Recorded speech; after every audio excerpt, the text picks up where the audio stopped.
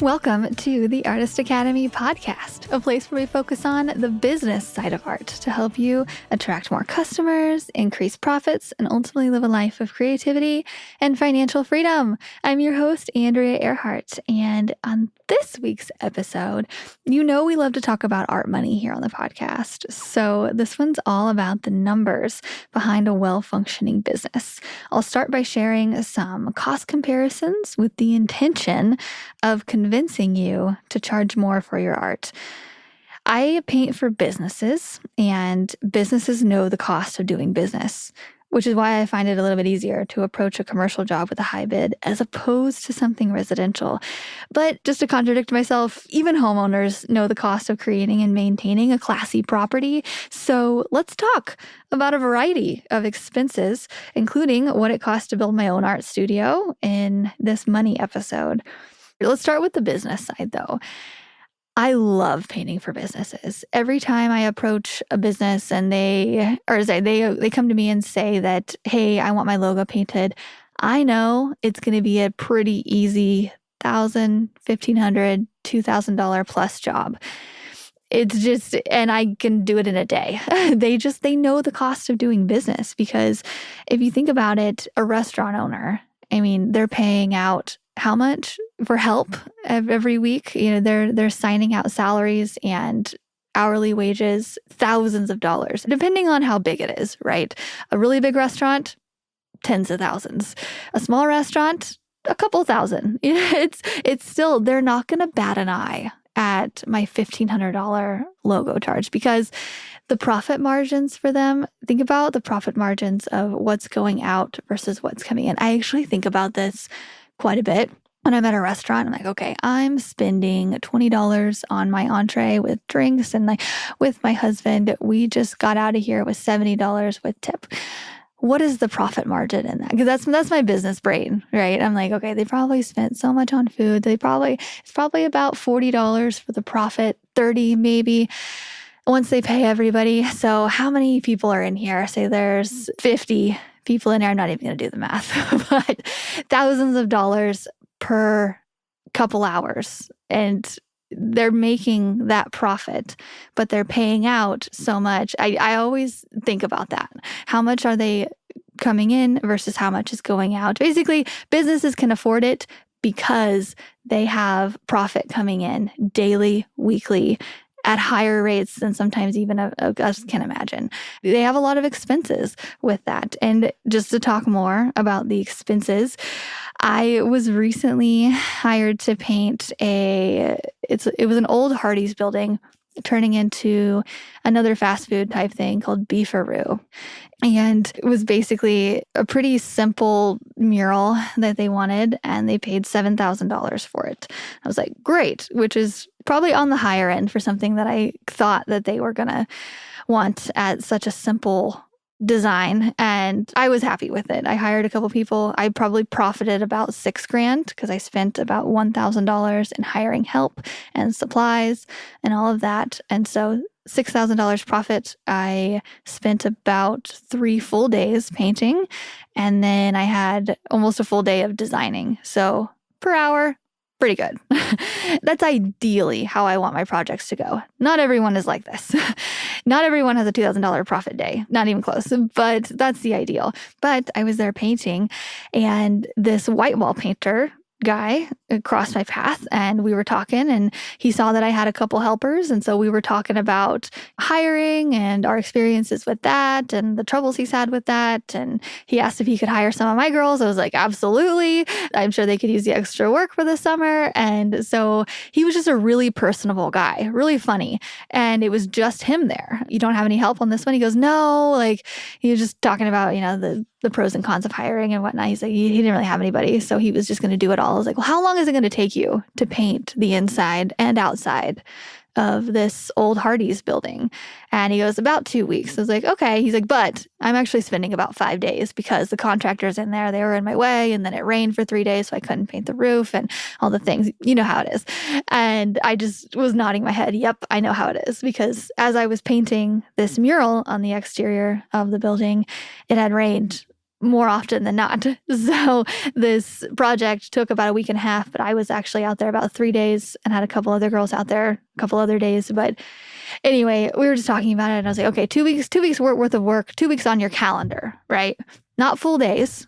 And how much are you charging for this? And he just kind of stopped, and you could tell he didn't really want to answer, but I told him, I was like, well, I'm charging $7,000 for this. So just to make him feel more comfortable, like I wasn't trying to, intrude on him. I just offered up what I was doing. I was like, this is probably taking me about 3 full days, but I have help. And so a few days in this. And so I just explained my stars, like, so how much are you making?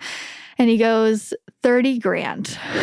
I'm like, whoa, dude, that's amazing.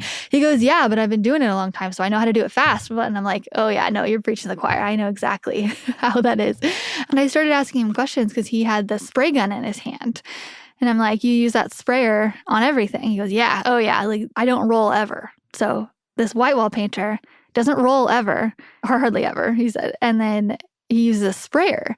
And if anybody's ever used a sprayer, you know that overspray is just the devil. And I was like, well, what about overspray? He's like, no, I'm not a fan of getting paint where it doesn't need to be. So I know how to not do it. I was like, well, do you have drop cloths? He's like, sometimes, but really you just aim it close to the wall and you just cut in afterwards. It's easy. I'm like, oh my gosh.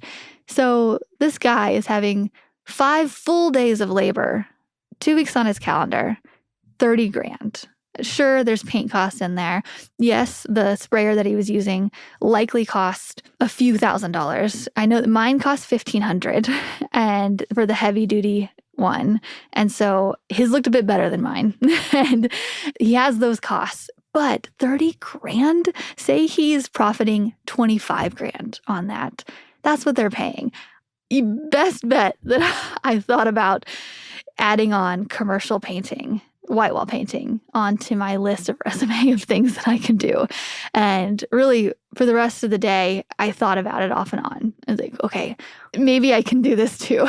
Maybe I can just hire it out, charge these crazy amounts, have a couple artists out there cutting, and offer this. But I also know in the back of my head, just because it looks and sounds easy and he does it easy doesn't mean there's a giant learning curve.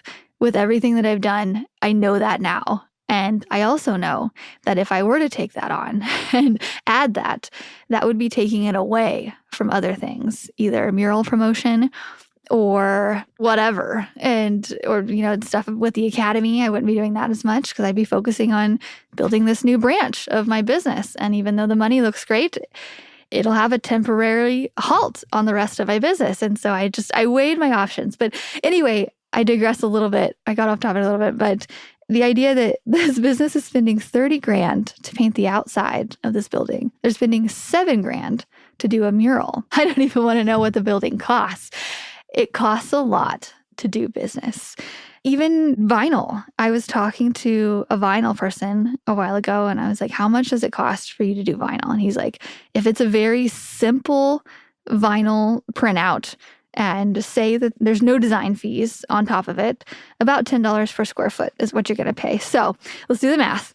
That is $1,000 for a 10 by 10 foot wall for vinyl, something that will peel off, something that's not going to last forever, plus design fees. And I was looking on Google because I didn't ask him this. But I was looking on Google and it says $250-ish is about where the design fees start for vinyl. So to create something custom, but have it just printed and stuck to the wall, $1,000. I recently heard a quote that somebody said that custom mural work should start at $1,000. And I really like that idea. Not to be confused with if you're very just starting out and you're trying to do some stuff just to get good at painting, do whatever you can. But if you're an intermediate or up and you've been doing it for a little bit and you've done the free work to get going, I really like that. I really like the idea of custom mural work should start at $1,000. So, because vinyl is not far behind it, I priced some jobs at $15 per square foot. So just knowing that vinyl starts at $10 per square foot, it makes me feel a little bit better about charging $20 or $25 or more, especially if they want something detailed. Anyway, also, I'm just going to share some other figures that are going to blow your mind. An average landscaping package for a large business building starts at 35 grand. So, large landscaping package, 35 grand. And it can go up to, this is all Google research and from well-trusted websites, and then it says that 75 grand is for a high-end building business landscaping package that needs to be maintained. Like a mural, you do it once, it lasts forever. There's no maintenance, nothing. So why shouldn't a business spend thousands and thousands of dollars on that when that's going to look but they could paint flowers on the wall, right? I'm just going to pitch that next time. Like, how about let's paint flowers instead of doing your landscaping package? Another one, a large business, say one Walmart location, will pay around 70 grand per year for snow removal. And say in a place that gets moderate snow. So not Florida, but like probably not Canada either. I'm sure they're paying more. But so upper Midwest, 70 grand for snow removal. And I actually have a friend who he had a landscaping company and started it from the ground up, had people working for him, lots of lawn mowing. And he then found that snow removal was so lucrative that he's pivoted his business, sold the landscaping stuff, and just does snow removal because it's so much. Because big businesses like a Macy's will pay a lot to have on retainer. So he approaches them and says, we can figure out how much it's going to be based on previous years of that you paid. So we'll shoot the middle. You pay us 70 grand to do snow removal. We'll be out there at the first sign of snowfall. That way your customers can come and you can make money the next day. And mind you, people are paying this because they are making money. So businesses are making this amount. And if there is snow in their driveways and parking lots and whatnot, they cannot make money. So they pay to have it removed because they're going to make more in the long run, having happy customers and revenue for that day. So that's how they can justify it. But he puts them on retainer. So that way he can calculate his annual income earnings and whatnot, because if they don't do retainer, then it's just a per project basis and it's a gamble that they could pay more. And really, people do these landscaping and snow removal contracts because when they make their budgets at the year, they don't want to have to come in at the end of the year and say, no, we underestimated this. So we went over budget here. They want to say, we are spending 70 grand on snow removal and that's it. And so that way we have however much money to establish or to use for marketing. We have this much amount to use for products and branding. And this is the set amount for snow removal. There's going to be no surprises at the end of the year. They want that safety. And they want to know things are taken care of. And so sometimes they'll even hedge their bets and pay slightly a little bit more if it doesn't snow that season, just to have that safety amount. So little fun fact about businesses. So another thing, I was actually asking my husband, who does insurance, like, how much does it cost you to go to these conferences? Because during the summer, especially, he'll go to one conference a month and he'll set up his booth. He'll talk to customers about insurance, and that's how he establishes relationship with customers, gains business, and in the long run has a job in that way. So it's not just insurance. There's a lot of trade shows and festivals and conferences that businesses go. They send their marketing execs or whoever there to display and promote themselves at these conferences. And so to attend and sponsor, he says that it cost him in Missouri, one of the lower cost spending areas in the United States, it costs about $700 for him to just attend. So just to have a booth fee. So not including the banners that he's had made and the tablecloths, the the cups that he's going to hand out, not including all the little stuff, the ticky-tacky stuff, just $600 just for the booth fee. He says some are $650, some are $700, but right in there. And then if his company wants to sponsor an event like a happy hour or an appetizer round or whatnot, which he says they do always, because the conferences that they attend. So he does nursing homes, very niche. And so they have these nursing home conferences, and he will sponsor that cocktail hour. So it's sponsored by his company, and they put it on. And so their logo is up everywhere, and people who attend, they go and you socialize, you make connections, and people get to know that logo and get familiar with that company a lot more. And so it's just the cost of doing business. So, but for him to sponsor, it can be up to 10 grand to do that. And they do it because they know it's worth it, because they ended up gaining more customers and they gain more revenue than they put out from that. But just the cost of doing business in that way. And when I first started out, when I was charging $300 for the day to go paint a mural, whatnot, he was like, "You're not charging enough. I pay thousands of dollars to go to this conference that I don't even want to go to and talk to people and say the same stuff over and over again for a booth fee than you're charging for a day. No, you need to up your prices." So I slowly upped them. But not everybody's heard that. Not everybody has somebody in their corner saying businesses, they charge more. You need to charge more. So this is me being your business coach saying, you probably need to charge more. If people aren't constantly saying no, then you probably need to charge more. I was talking to an artist recently, and not to say names, but this artist is very known on social media. Her social media presence is amazing, and she's booked out for months. And I was like, man, she is making bank. And come to find out, she hasn't quite made 6 figures yet. And I was like, what? That is crazy to me, because she's busy, like working on the weekends, busy, I'll bet, like booked out. And her stuff is great. And I knew exactly why. It's because she's not charging enough. And now that I am not booked out for months and months, now I know that if you are booked out for months and months, it's because you're not charging enough. Charge more. And then you'll be booked out for like 1 month or 2 or a couple weeks. And that's where we want to be. Or that's where I want to be anyway, because we're making more by working less. And that is the theme of the whole year. Okay. Also, just to share this one again, I've shared this before, but this sparked an idea because I was recently at a festival type fair thing here, and I met one of my local artist friends, Tiffany, who had a booth there. And she had this raffle going on, and she's setting up a storefront. She's doing the stuff. It's so cool. So I'd love talking to her about business. And she mentioned that she was doing this raffle. It was $50 to enter, and she was raffling off like a motorcycle type thing. So pretty cool prize.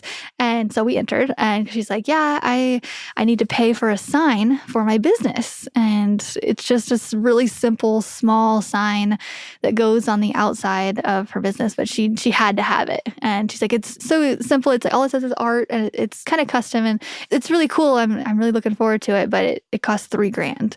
I'm like, whoa, whoa. And mind you, this is not a LED one. It's not big, it's very small, but it's required that she has it.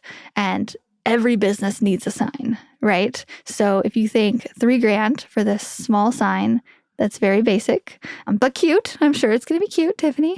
And it can go all the way up to thousands of dollars for something exterior, large, that lights up. I'm talking like $50,000 or more for something LED that's fancy and flashy. And I think of that all the time. When I go past, there's this local ice cream place, and they have a really cool sign that has a giant ice cream cone on it, and it rotates, and it has their menu item, like when they have specials on it, and it's huge.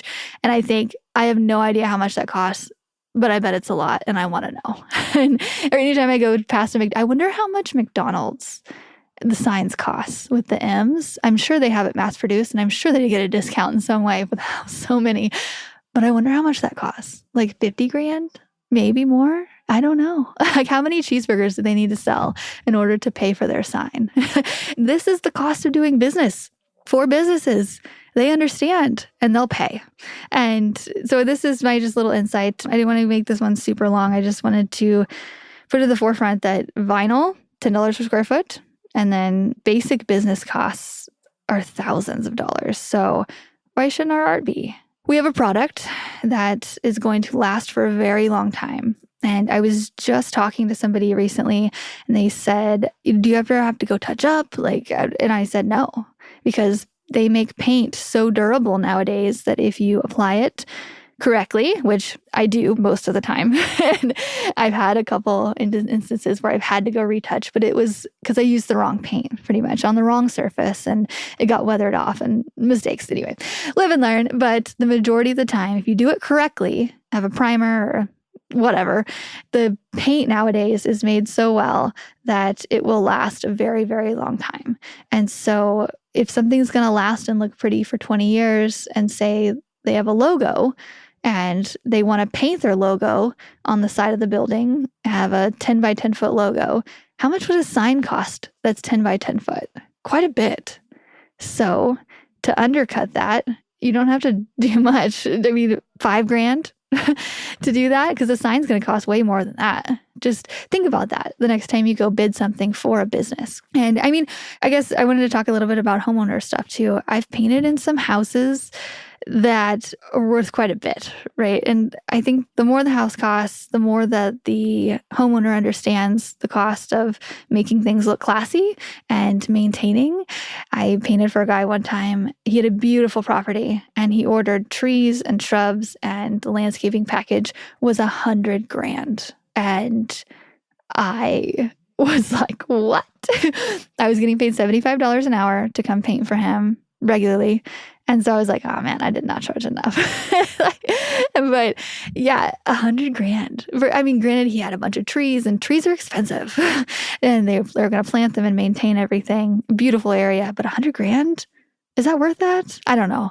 I'd say one thing that is worth it. So I built my art studio, and to give you a couple numbers behind that. Okay, I didn't fully build it. We bought this home from this retired couple, and they stored their RV in this like tin shop looking area. But so it was built, it had a roof on it, it had tin walls and all the things, but it did not have drywall, and it had no windows. And so all I did was put drywall and windows in there, and then I painted everything white, and my bill was almost $20,000 for the whole thing. And I didn't even build it from scratch.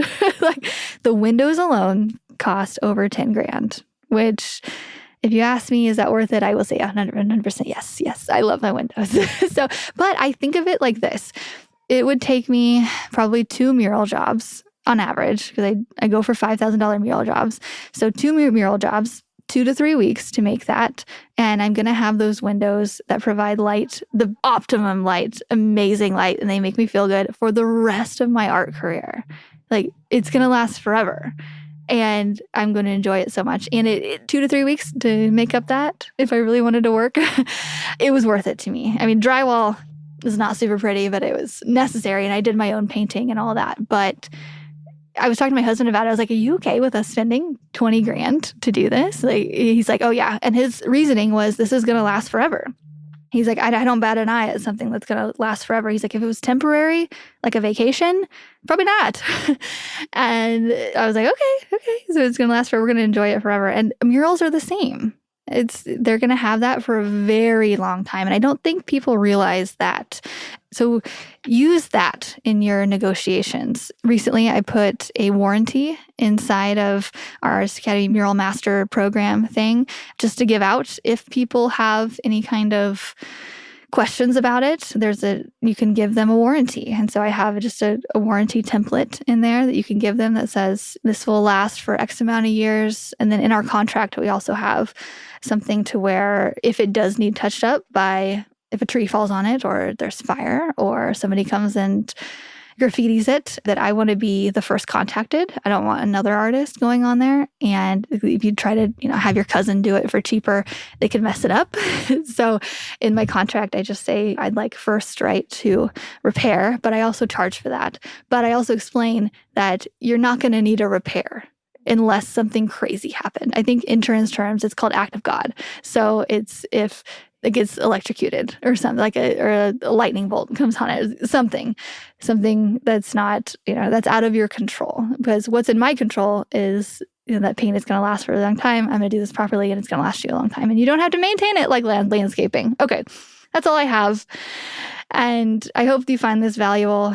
And Yeah, I like talking about money. Whenever I do, you guys tell me that you like it, and I think it helps just put things in comparison. So that's all I have for this week. Let me know if you liked this episode, and if you could please share it on your Instagram. If you tag me, I will reshare it, and I will say thank you so much inside of your direct message inbox because I will see it. And so yeah, if you found this helpful or any episodes helpful, please share it on Instagram stories. I would be so appreciative. Okay, I'm going to go chase around a baby because I have a 6-month-old now. Wow, time flies so quickly. Okay, hope you have a great day. I'll catch you next week. Thanks for listening to another episode of the Artist Academy podcast. I've been putting out at least one episode per week for more than 4 years on this podcast, and it's really cool to see those download numbers go up and up as time goes on. And that's because artists like you listen and share these episodes. So really, when I say thank you, I mean it. It's really cool to see progress along the way. And anyway, if you like this type of art and business content, then I highly encourage you to get the audio version of my book, Mural Money, with over 15 hours of listening inspiration. I'm currently running a special of just $17 for the audio version. You can go to muralmoney.com to find it. And that comes with a bunch of extras like my art supply list, my pricing guide, recommended book and podcast list, and so much more. I filled that book with tips from my art journey of building a profitable mural career. Plus, I've included the best of the best advice from guests I've interviewed on this podcast. It's the most affordable all-in-one book of advice on art and business that I have.